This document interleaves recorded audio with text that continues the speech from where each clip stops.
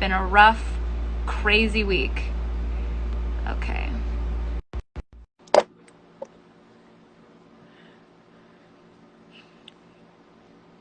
Says it's connecting. There's Peter. Okay. Okay. Hello. Hey, how are you? Good. How are you? Great. You look comfortable and out and about. Yeah, I am. How I is, am. have they completely relaxed quarantine where you are in Sweden? There's no quarantine. There's no quarantine. No. How have No. people been dealing with COVID over there? Are you, do you feel like it's been effective? Tell me about what it's been over there. The whole world is affected. But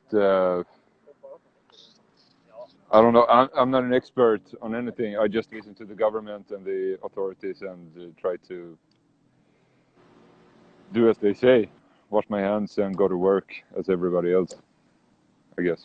So it's been pretty. It hasn't really touched Sweden too much, is my understanding. From I interviewed a few Swedish bands this week, and everybody has pretty much been saying that the laws have been lax, but like it hasn't been really bad over there.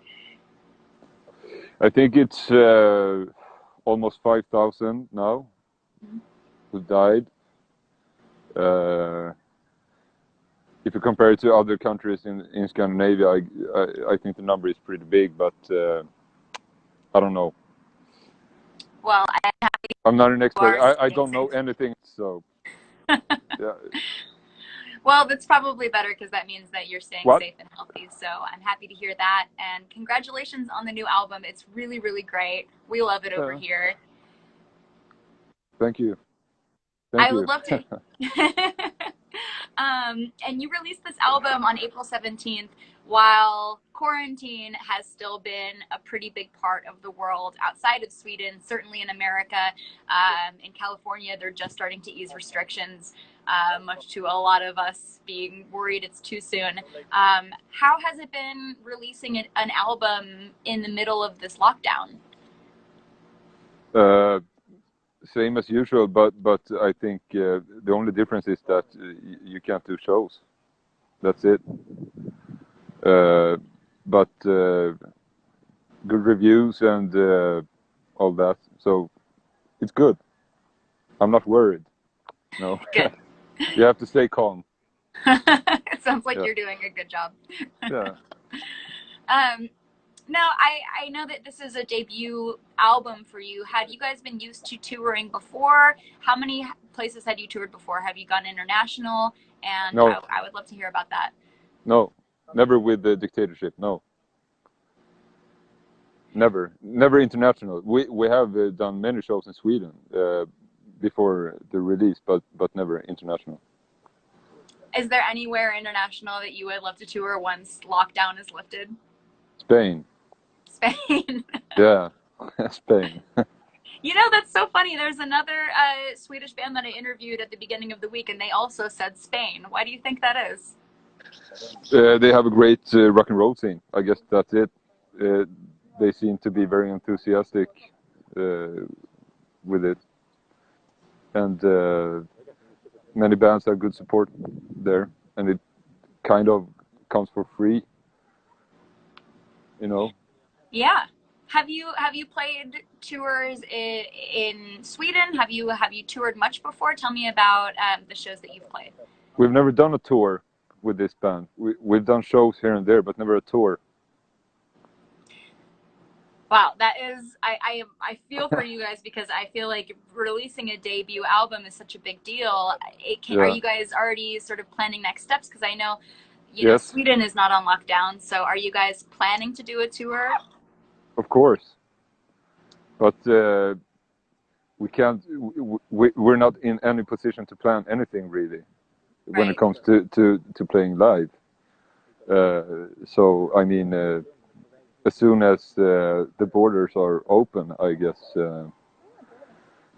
we'll start planning. But you can't plan anything when the future is so uncertain. And right, I'm sure you can't book anything while restrictions are still happening. Yeah, and not many countries want to allow Swedes to come in right now in Europe. Really? At least. Yeah. Because of the COVID lockdown? Like, because you guys haven't had much of a lockdown? Is that why? Yeah, Wow. that's why. How And do you feel about that? I understand them. I mean, it's a new situation, and everybody has to adjust. And it seems like nobody knows anything about it. There's not a government anywhere that has the answer to it. So everybody's got to keep doing their own thing and ride it out, I It's a guess. guessing game. I Yeah. have to say, you look like the absolute embodiment of summer right now with your sunglasses on and you're drinking a beer and I smoking can a take them cigarette off. and you're outside. No, I love it. Please tell me, what time of day is it where you are, and is it nice outside? It's very, Yeah, very it's hot nice. in LA. It's nice. It's a little over 9 p.m. 9 p.m. Wow, it's still so light outside. Yeah, it's like this in Swedish summer. It's like that. That Quincy Jones wrote a song called "The Midnight Sun Never Sets." It's about the Swedish summer. uh-oh. There. Yeah. Can What? you say that again for the audience? Because you broke up a little bit. I'm sorry. I said Quincy Jones came to Sweden once for a tour, and he wrote a song called "The Midnight Sun Never Sets." There we go. There Have you you seen go. the movie Midsummer? No, I haven't. I forgot to ask that to the other Swedes that I interviewed, but it talks a lot about that, and I would love to hear your opinion on it if you ever watch it. It's a horror movie. Yeah. Okay, let's get into this new album because I love the sound, and I remember reading an interview that said that you guys recorded it on an old PA mixing console from the 70s. Yeah. Tell me about Yeah. the process of making this album and the process of achieving your sound, because it's such a wonderful vintage rock and roll feel. Well, it was very. It wasn't very complicated. We recorded all the instruments live, all the guitar solos live, and just added the vocals afterwards. And it was I don't know what to say about it. We rehearsed a lot before recording, and we were very well prepared and knew exactly what we were supposed to do when we hit the red button. And the technology, I don't know very much about it, but I know that John, who did the recording and the producing and all that, he had a very specific, clear idea of how we were going to do it. It was something about an old table with, I don't know. I just played my guitar and. That's so interesting. So do you feel like was that a collaborative experience to try to get the album to sound like it's something straight out of the 60s and 70s? Or is that just something that is that another creative force in the band that's like... No, we tried to make an album that sounded like us. That's basically it. And John had a pretty good idea of how to do that. You know? That's so cool. I mean, I don't know what to say about it. We just wanted to record the songs just the way we rehearsed them and wrote them and arranged them, you know. And as I think John said it in an interview earlier, that's one of the hardest things to do in recording, to capture your sound as it truly is. No producers, no nothing. Just go in, play your instruments, and do your vocals, and forget about it.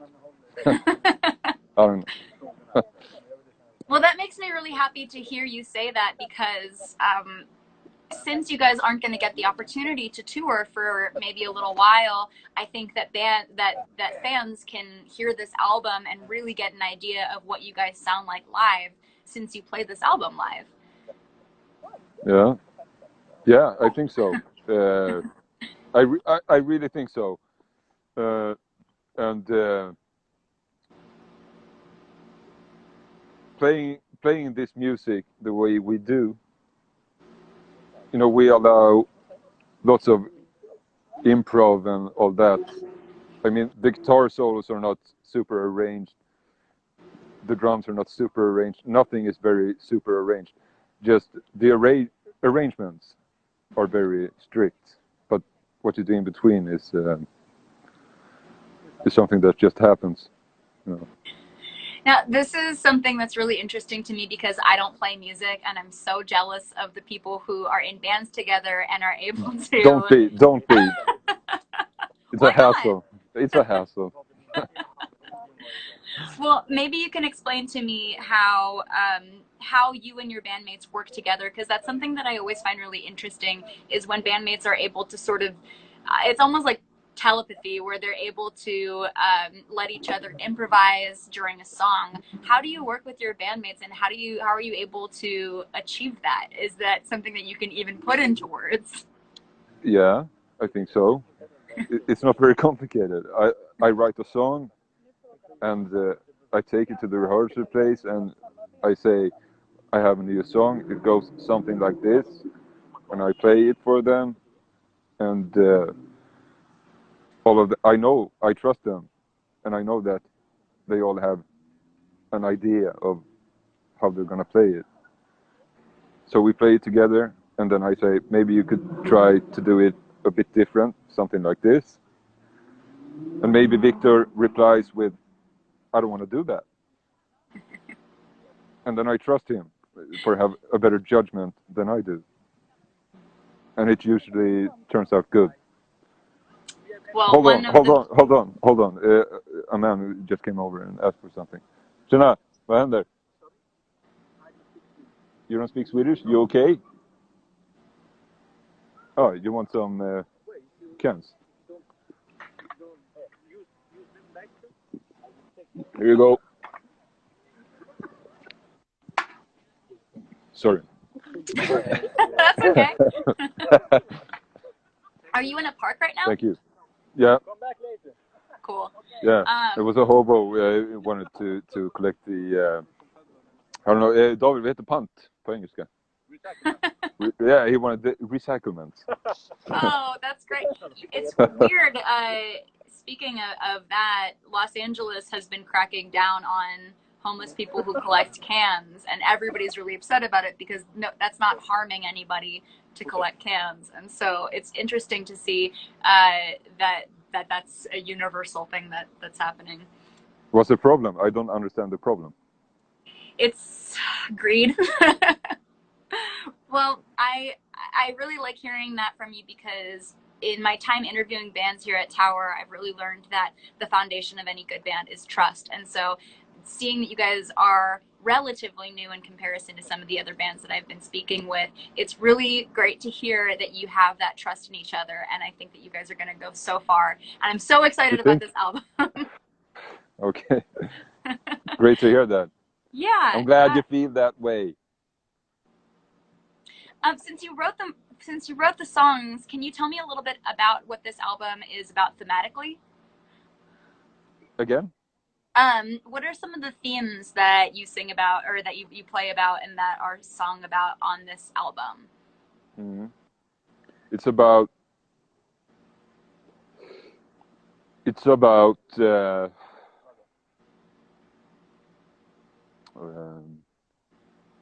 the thing is that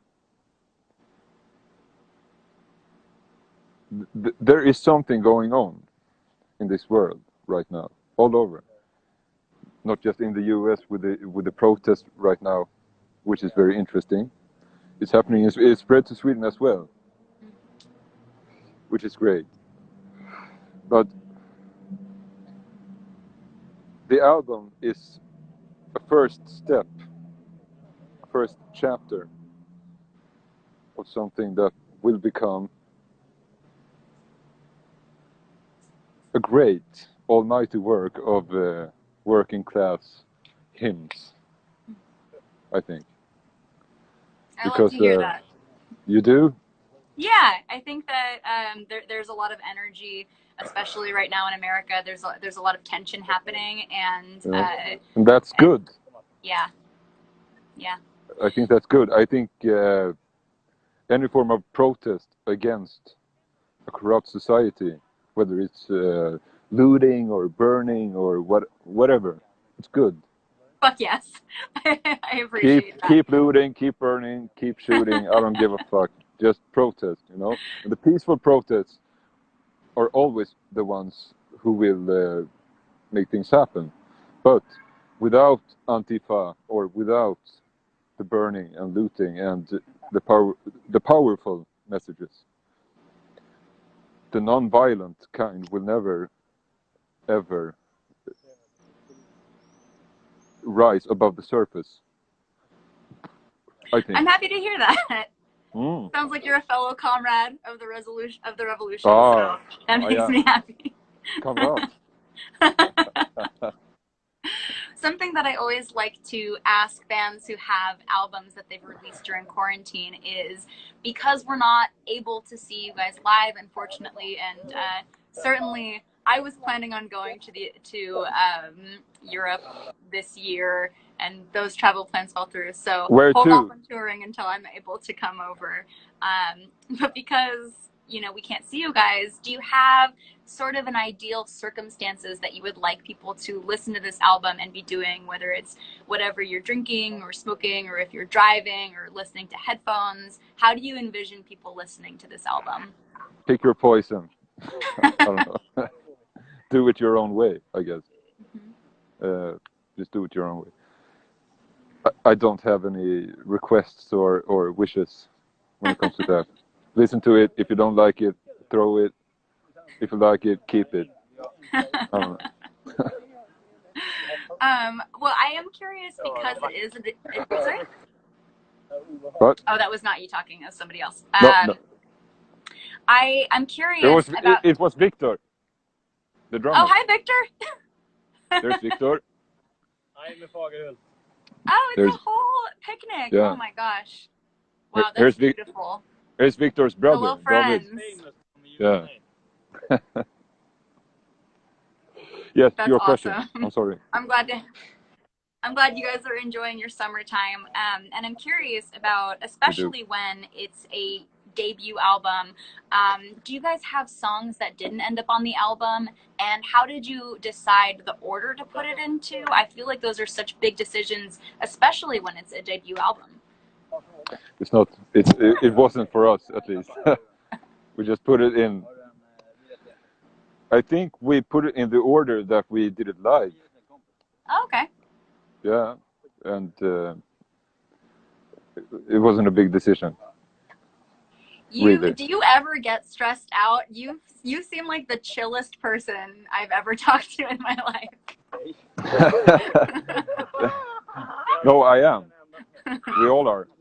Yeah, it is a stressful time. You're giving me a very calming energy, though, and it's very relaxing to me, and I appreciate that. I feel like I'm living vicariously. I had a few beers, maybe that's why. Yeah. Yeah. So let's talk about the music video, because you released a music video for Savage back in March, which has a totally appropriately vintage feel for the sound, I feel like. What was the process like that, making that video, and what would you like to do next for music videos? I don't want to talk too much about what we're planning on doing next, because we are planning on doing something next. You'll see. But the music video was a guy called Afshin Piran, Affe, a friend of ours, who helped us a lot with that, and he did the cover and the layout for the album as well. He's a great guy. He plays in a band called Obnoxious Youth. Have you heard them? No, I'm gonna write it down though. I've been getting lots of good recommendations. Write it down. Write it down. Say it one more time. Obnoxious Youth. Obnoxious Youth. Yeah. I will check them out immediately. Yeah, he's a good friend, and he helped us out, and we had a green screen. So we made it look like It was something from Top of the Pops, which was the Hope our internet stays It's stable. breaking up. Yeah. There you right. are. Okay. Say one Hello. more time. The original idea was that it was supposed to look like something from out of Top of the Pops or something like that. And we tried to do that. And we used a green screen. What are you drinking? This is water. This is gay water. Mm-hmm. It's Pride Month in America. Good. It's only 12:20 here, so probably I'll get a beer. You're inspiring me after this interview. You're late. I am late, yeah. You're late, yeah. Well, you touched on this a little bit, and because Sweden hasn't had too many restrictions, have you been able to see your bandmates a lot? Are you guys practicing? Are you writing any new stuff? Yes, of course. Cool. Tell me about that. Oh. There's not much to tell. I'm writing new stuff.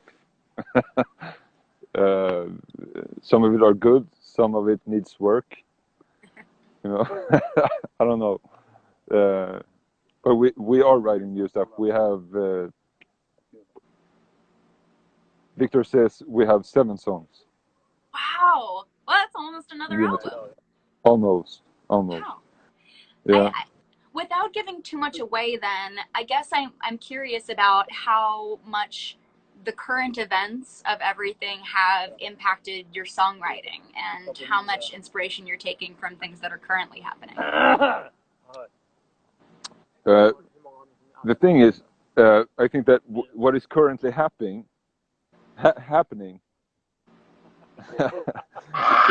what is currently happening, usually is something that has been happening for a long time. So current events and all that, sure, but let's say Black Lives Matter, for example. That's a current event, right? Mm-hmm. But it's been going on for a couple of hundreds of years. Yeah. And it seems to me that someone, and I don't know who, because I don't know who, but someone forgot to put Black lives on the All Lives Matter list. That's a big problem. Yeah. You know, and that's been going on for 400 or 500 years. And not only Black Lives Matters, I mean indigenous people all over the world. And the injustice, inequality, racist, capitalist, pig power structures all over this fucking globe are bringing people on their knees and have been doing so forever. So current events are just old stuff that repeats itself, you know. So, of course, I read the news, but I also read books and try to learn something about history to make my own impact on. When it comes to songwriting, it has to be personal opinions and personal views on something, you know. Yeah. And for me, it's all about class and economic equality, you know, because it's all about money. To Right, any you are. To any social problem, there's an economic solution. Yeah. So that's about it. Current situation, current problems, are not current. They have been there all the time. Man, is there any way we can get you to come to America and just explain that to people? Because I think you get it better than many Americans do. I think you have some good people there, though. Dr. Cornel West is a big inspiration for me. Have you heard about him? Mm-hmm. I love him. Yes. I listen to him every week. And you're right. There are a lot of good people who are spreading the right messages, but it's I'm finding that, like, with my own family, with my own circles, a lot of people, to your point, you were saying, all lives matter has left out Black people as part of That's that bullshit. equation, and that's the problem. That's something central that people aren't seeming to grasp yet. So I'm really hoping that people take a cue from your thoughts, because they're important, and thank you for sharing that. And Cornel West is cool because he likes to throw in musical references to his lectures and his speeches all the time. He refers to B.B. King. Almost every time I heard him in a lecture or in a big speech, he refers to B.B. King. He says, "Nobody loves me but my mama, but she could be jiving too," and all that. The John Coltrane, Love Supreme, and all that. So he's good. He covers it all. Yeah. It sounds like you get so much inspiration from soul musicians. Can you tell me about that? Yeah, I can. I think the movement, the Black Power movement, that really started way earlier than the soul movement, is very inspirational because it shows unity. And then, because the Black community in America in the maybe 1920s started to get their own culture, their own radio stations, their own music, their own bars and arenas and all that. And then just went on and on and on. And then soul music came, which connected very much to the gospel and the harmonies in the vocals. And the politics, the Watt stacks and the blaxploitation in the 70s. And I think there's a connection to Sweden in it, because in Sweden we had our own movement in the 70s, the progressive music movement, which was based on kind of the same thing, but it was a labor movement sort of initiative by the people, for the people, with the... Hell yeah. And that's that will never go out of date. How's your internet going? Yours seems to be jittering a little bit, but I have you now. And more importantly, I was able to hear your thoughts. And that's so interesting to me. It's very clear to me in talking to you that you are a proponent of justice and of freedom and of revolutions. And Dr. Cornel West said, "Justice is what loves look in public." No, justice is what love looks in public. Sorry, the grammar. Yeah, I love that. Yeah, it's true. It's so great to talk to someone internationally who is also really thinking about everything that has been happening, systemic racism that's been happening over the last 400 years, and to speak to... A bit longer than that, I think. Say again? A bit longer than that. A bit longer than that, yeah, a bit longer. And I think it lives within us. I think we have that within us, and one of the big purposes of life is to fight it. Mm-hmm. The Muslims are a great example with the jihad and all that. Yeah. Jihad is something, it's a battle that you fight within yourself, it's a battle against your own demons, your own bad sides, That's the true jihad. And that's great. I love that. Things like racism, greed, misfortune, and all that. Fight it. Yeah, and that's a white people problem. That's on us to it's try not to a white people problem. It's a human problem. Well, in America, it's I guess I mean it's not anybody else's problem to solve racism. No. It's on us. I think so too. I love hearing that you're really impacted by these musicians that are also proponents of social justice and revolutions and change as well. Do you feel like that comes across in your music, or is that something that just inspires you? I feel that. I don't know if other people feel that, but I feel it. You know, whether I sing about or I say I a lot.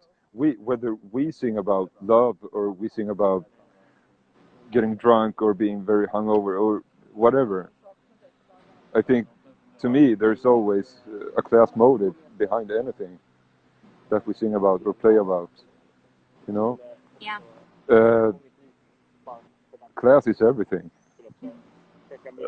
To me. You know, I have to say, in listening to your album,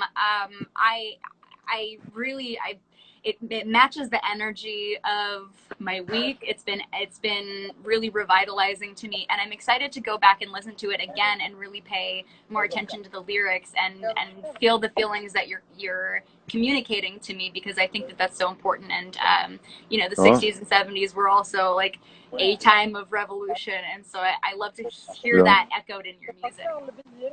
But the 2020s, wow, that's also a time of revolution, and it's time. It's time.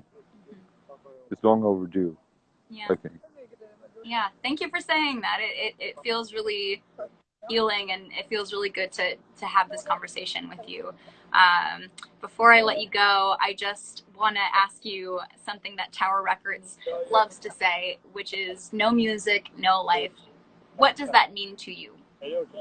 No music, no life. What does it mean to me? Mm-hmm. Is it I don't know. I heard someone say that without music, life would be a mistake. Don't know who it was. Maybe some old Greek, probably. I don't know. But I think that sums it up. Because music is love. Something that all people love. Even in, you know, ISIS. And maybe even Trump. And Bolsonaro. And what's that fucking douchebag in Hungary called? What's his name? Sofie, vad heter ledaren i Ungern? Sorry. Forget about it. The fucking maniac in Hungary. Maybe even them love music. Probably bad music, but still. Yeah. So music is love. It's like food. It's like oxygen. And I think shoot. We've been speaking a lot about revolutions today, and thinking back to previous revolutions, the music is something that people remember from those times. And so I just had that thought, and I think it's so interesting to be speaking with you about this, and there's so many parallels in music, and that's what we come to remember. So thank you for that. Thank you. Well, before I let you go, I would love to just give you the floor. If you have any messages to those of us who are still quarantining, if you have any messages to the fans about the albums, you've got the floor. Stay safe. Wash your hands. Do your thing. Don't panic. It's gonna go away. No. And if you are in quarantine, use the time for reflection. Read. That's a good thing to do. Listen to music. That's a good thing to do.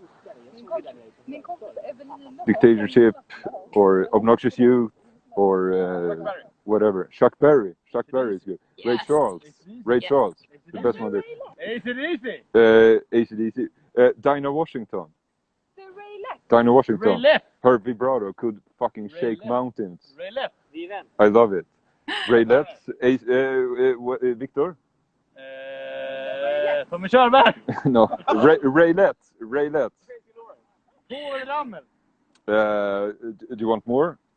I mean, yeah, as long as you have them. Yeah, Skip James, Big Mama Thornton. You have Supremes, Martha Reeves and the Vandellas, absolutely amazing. Sam and Dave. Sam and Dave. Marvin Gaye. No. Marvin Gaye. Aretha Franklin, Live at the Fillmore. Great. Tina Turner. I can Tina Turner. Sly and the Family Stone. Sly and the Family Stone. Sly and the Family fucking Stone. Yes.